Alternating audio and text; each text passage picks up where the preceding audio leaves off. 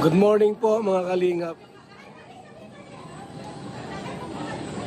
So, masaya po ang lahat. Andyan po ang Jomcar.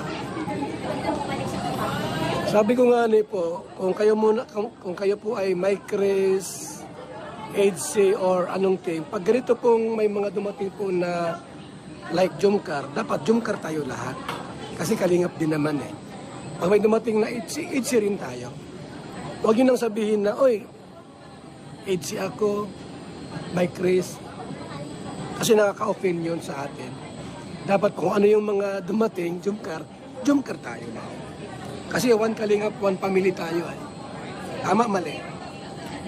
Ngayon, pag umalis na po yung team, like Jomcar, umalis na, back to ano tayo ulit sa ating mga binahangaan. Ano po, kung ano yung mga dumating na bisita po, like Jomcar, HC.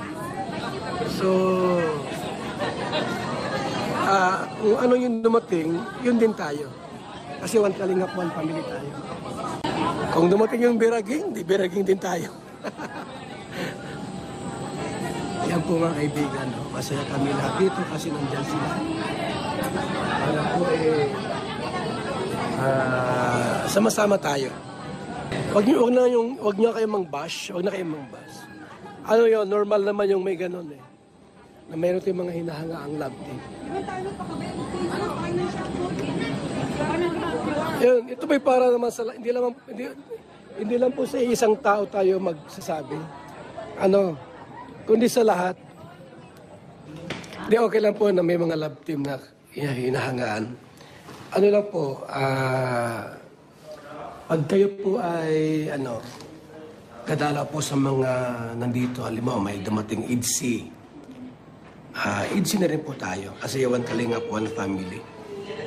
Ano po, kasi pagka ganyan, halimbawa, dumating IDC tapos masabi kang, Jomcar ako, may Chris ako. Pag marinig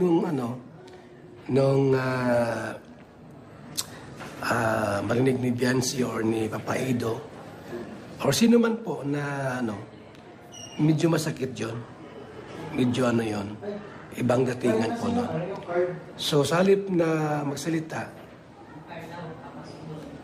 mas mainam po, kalingap ako. Lahat ng love team, sinusuportahan po namin. Ngayon, pagka umalis na yung team na nagdalaw, nagbisita, pwede na kayo magkanya-kanyang support. Kung sino yung paborito niyong love team. Yan po, mga kaibigan. Yan po ay pagtutuwid lang naman. Huwag na kayo mang-bash. Normal po yan gayon. Normal po yung may mga paborito. Kahapon nga din po, mayroon din mga dumating na ibang team ang kanyang gusto.